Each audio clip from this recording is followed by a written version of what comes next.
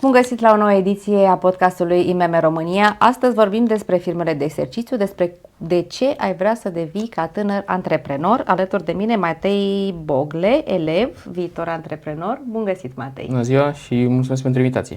Mă bucur că ai acceptat invitația de a veni în acest podcast al IMM România, întreprinderi mici și mijlocii, nu-i așa? Viitorul antreprenoriatului. Spune-mi cum ai descoperit această pasiune și ce te-a determinat să alegi. Nu am spus celor care ne privesc că ești elev la Colegiul Economic Chirițescu. Corect. De ce ai ales acest colegiu și nu te-ai dus în altă parte, în primul rând, ca altă opțiune de liceu? Am ales din start, de când am făcut opțiune în clasa 8-a economicul, dat fiind faptul că nu îmi plăcea matematica și în continuare nu îmi place așa mult, iar opțiunea de liceu economic mi se părea cea mai bună și mama a făcut tot un liceu economic, chiar la Crețulescu, și mi-a spus că se îmbină și teoria cu practica și am zis că ok, prefer să fac și teorie și practică decât să fac numai practică. Pe de altă parte, însă ai descoperit, sunt convinsă că matematica este extrem de importantă în economie, că economie fără matematică nu prea ies calculele la final. Corect. Și iată că ai continuat pe acest drum. Ți-a părut rău de alegerea făcută? Nu. Niciodată nu m-am gândit să am un regret față de faptul că am ales un liceu economic. Ce crezi că diferențiază liceul pe care l-ai ales față de alte licee? Sunt convinsă că ai prieteni cunoscuți în alte licee. Cred că implicarea profesorilor. Mai am colegi pe alte licee și îmi povestesc că profesorii, fie de firmă de exercițiu sau de alte materii, nu sunt la fel de implicați și nu încearcă să scoată cel mai bun din elevi. La liceu se face școală sau nu se face școală? Se face. Pentru că ascult tot felul apropo de tinerii din ziua de astăzi și eu am un băiat de mai mic un pic decât tine, dar care este tot la liceu și îmi spune că interacționează cu alți colegi din școala generală care spun că ei nu prea fac școală la liceu, în condițiile în care și băiatul meu este la un liceu economic și spune că la ei se face școală, se face chiar și practică, se fac proiecte foarte multe și aici vreau să te întreb cât de important ai observat tu pe parcursul liceului a fi această îmbinare între teorie pe de o parte și practica pe care o faceți? Este foarte importantă, mai ales că suntem tineri, suntem adolescenți. La un moment dat, prea multă practică plictisește elevul și atunci nu mai are aceeași atenție. Teorie, prea multă teorie. Prea multă teorie, da. Pe elevul se plictisește, fiind adolescent, vrea să descopere lucruri noi și atunci cred că e momentul perfect să se îmbine cu practica.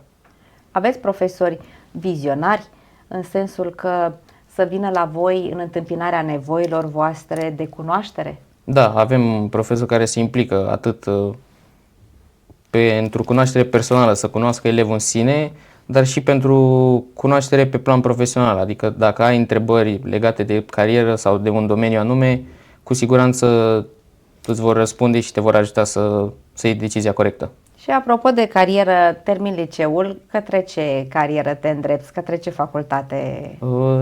Eu tind mai mult spre ASE, pe partea de cibernetică, îmbină oarecum și partea asta de economie, dar și calculatoarele și atunci îmbin două lucruri care îmi plac și consider că fac o alegere corectă. Spune-mi legat de lucrurile practice pe care le-ați făcut, știu că ești parte din proiectul cu firma de exercițiu. Da. Spune-mi cât de mult ți-a schimbat perspectiva această firmă de exercițiu pe care ai avut-o împreună cu colegii tăi și care a fost rolul tău în cadrul firmei? M-a schimbat în mai bine, dacă pot să zic așa, m-a ajutat să mă dezvolt atât ca și persoană, dar ca și gândire, iar rolul meu a fost mai mult în spatele camerelor, dacă pot să zic așa. M-am ocupat de tot ce ținea de greșeli, organizare și chiar mi-a plăcut. Apropo de ce ținea de greșeli, adică ce le semnalai tu colegilor? Le semnalam atunci când făceau câte o greșeală, fie în textul pe care trebuiau să-l învețe, fie în organizare sau materialele pe care făceam pentru firma de exercițiu, acolo unde existau mici greșeli, fie de punctuație, fie Erai de ochiul design. din umbră. Ceva de genul, da. Spune-mi, știu că ați participat și la o competiție, Da. unde ați fost pe podium, practic. Da. Da? Ți s-a părut dificilă această etapă de a concura cu alți colegi, poate de la alte licee, alte idei de business? Da, a fost complicat pentru că nu știam exact ce planuri au ceilalți competitori, dar ca și în sport trebuie să te pregătești mereu și atunci cu o pregătire foarte bună am reușit, cum a spus și dumneavoastră, să urcăm pe podium și consider că e o practică foarte importantă pentru toți adolescenții, partea asta de competitivitate, pentru că te dezvoltă ca și persoană și te ajută să împingi limitele cât mai mult, atât pentru tine cât și pentru echipă, dacă faci parte dintr-o echipă, dar este foarte importantă pentru un antreprenor partea asta de a fi competitiv.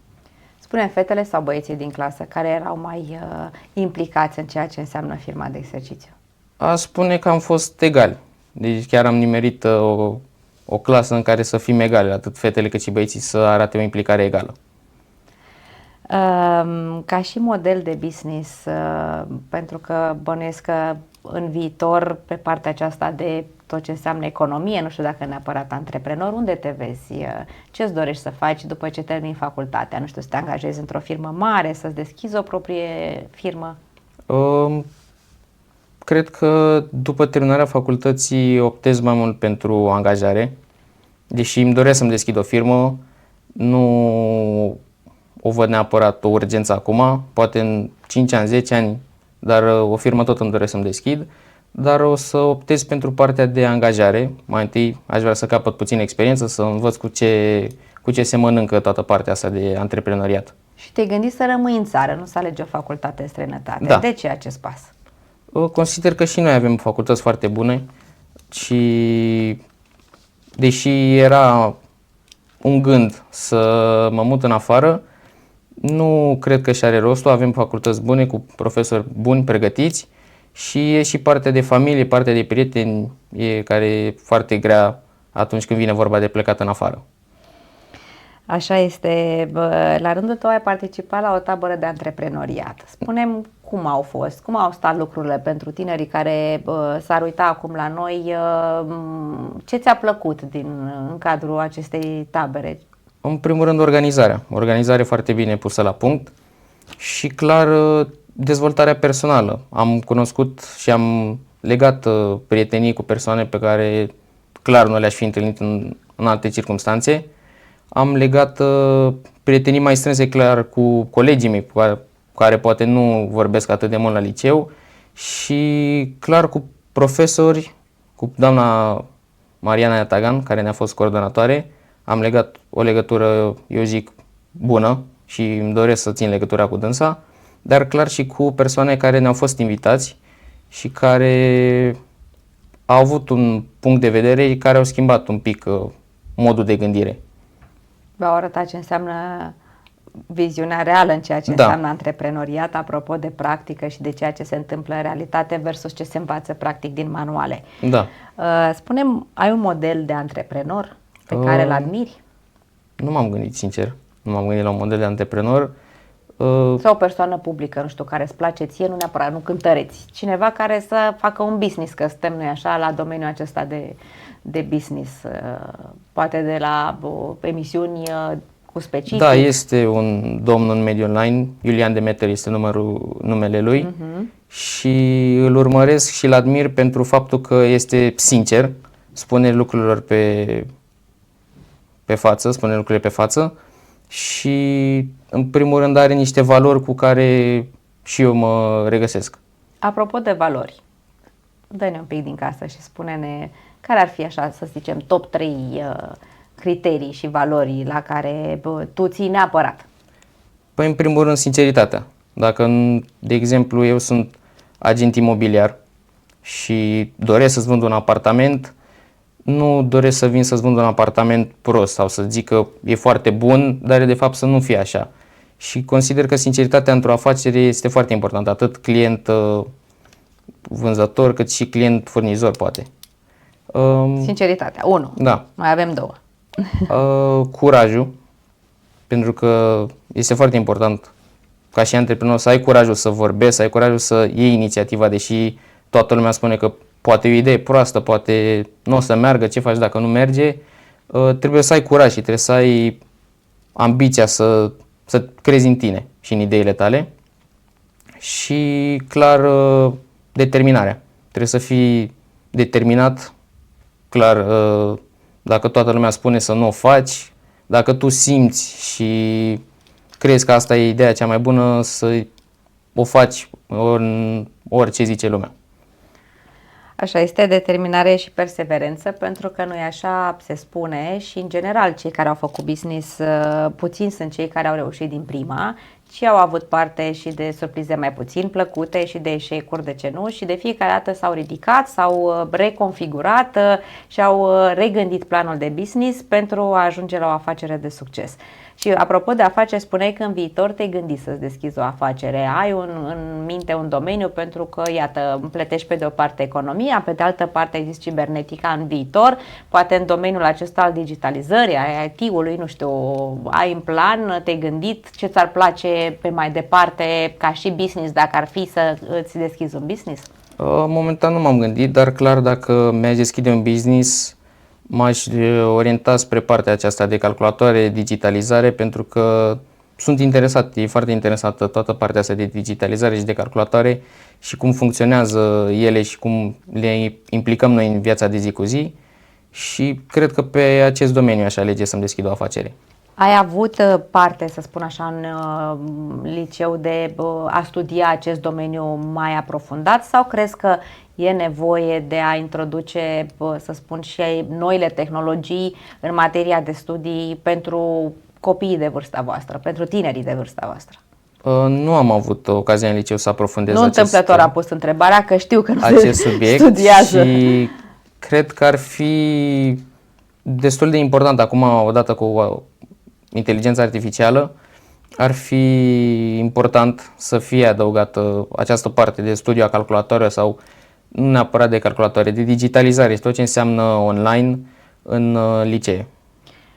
Ai spus că ai fost ochiul din umbră, cel care a verificat greșelile, a făcut prezentările să arate foarte bine. Cât de mult te ajută din punct de vedere al creativității sau poate al elaborării unor proiecte mai complexe, inteligența artificială? Sunt convinsă că ai tot felul de programe sau lucrezi în tot felul de programe mai sofisticate, poate pentru noi sau pentru alți tineri, din această perspectivă.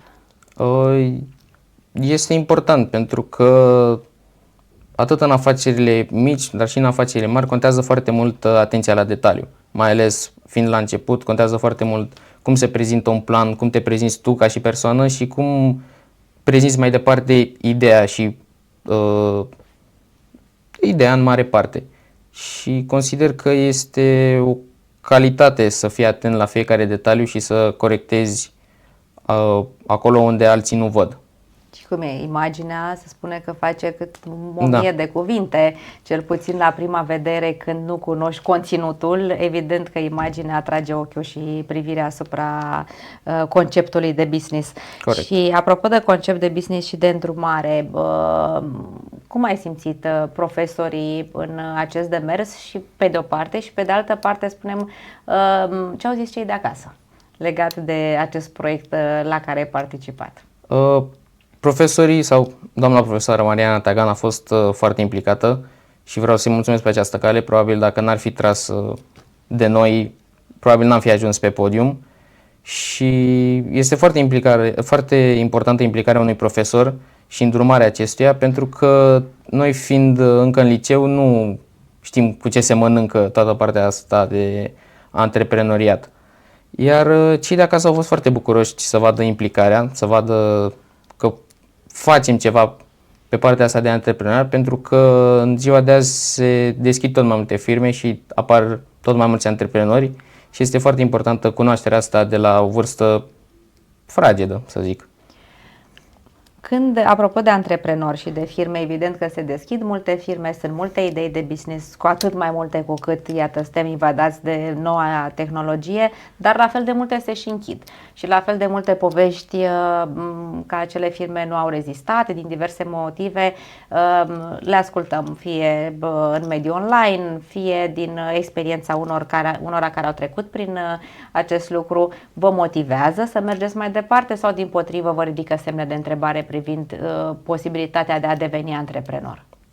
Pentru mine este o motivație și mereu mi-am pus ca și valoare să încerc să înving niște provocări pe care alții poate nu au reușit să le doboare și este pentru mine cel puțin o motivare să încerc și să-mi dovedesc eu că pot să fac ce îmi propun și să reușesc să-mi deschid o afacere. Chiar dacă tot mai multe se închid, eu îmi doresc să deschid o afacere și să o mențin pe linia de plutire. Unde te vezi peste 5 ani? Peste 5 ani Și cum te vezi? eu mă văd sănătos. Așa, este cel mai important. Corect. Și să fac ce îmi doresc și ce îmi place. Consider că este foarte important atunci când îți alegi o carieră de viitor, să alegi ceea ce îți place și ceea ce îți face plăcere să te gândești dimineața când te trezești la 6, la 5, să te ridici din pat să-ți facă o plăcere să te duci la muncă. Spune-mă, apropo de acest aspect de a-ți place ceea ce faci și ai spus că inclusiv legat de opțiunea de liceu ai fost de la început, asta ți-ai dorit și acolo te-ai dus. Da. Cât de mult a contat sprijinul familiei și dacă l-ai avut în acest demers? Pentru că spuneam și în alte ediții, că sunt părinți care își doresc, evident toți părinții își doresc ce mai bine pentru copiii lor, dar mulți au puterea propriului exemplu și dacă părintele este avocat, dorește ca și copilul să devină avocat, sau dacă părintele este medic și copilul să urmeze cariera. Tu ai întâmpinat asemenea abordare din partea familiei sau dimpotrivă familia a zis: uite Matei, dacă tu îți dorești acest lucru, noi te susținem și suntem convinși că ai luat cea mai bună decizie?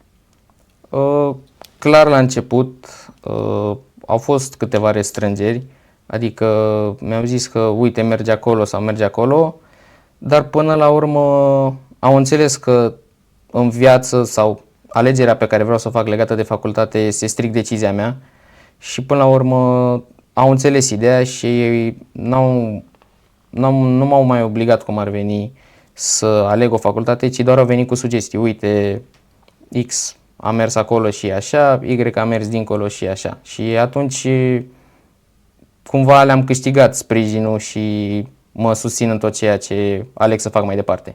Acum depinde de tine ca să intri la această facultate, nu-i așa? Pentru că nu e tocmai o facultate ușoară, Da. Dar cu siguranță îți oferă și îți deschide un nou viitor și o nouă opțiune, evident, și noi oportunități în această sferă în care, așa cum spuneam, este una în continuă dezvoltare, tot ce înseamnă cyber din toate perspectivele. Aș mai spune legat de partea aceasta de mentorat, pentru că ai pomenit-o pe doamna profesor care v-a fost, sunt convinsă, și părinte la școală și mentor în ceea ce înseamnă business-ul și prietenă până la urmă, pentru că doar astfel se pot lega lucrurile într-o manieră încât să ajungă la succesul pe care voi l-ați avut. Și spune-mi, dacă ar fi să-ți alegi pe mai departe pe cineva reprezentativ din mediul de business care să te ajute și să-ți îndrume pașii atunci când îți vei dori să-ți deschizi un business, la cine te uita? Ca și reprezentant al antreprenoriatului. Foarte bună întrebare. Dar ca și mentor pentru mai departe nu m-am gândit, dar clar aș lua legătura cu doamna Mariana Iatagan, pentru că clar, rămâi statornic la doamna profesor. Da, pentru că de fiecare dată când am avut o problemă sau am avut o curiozitate, dânsa mereu ne-a răspuns și chiar dacă poate nu a știut răspunsul, mereu s-a interesat și a căutat să ne răspundă și să nu ne lase cu ochii în soare, să zic așa. Cât de mult contează relația aceasta apropiată între profesori și elevi?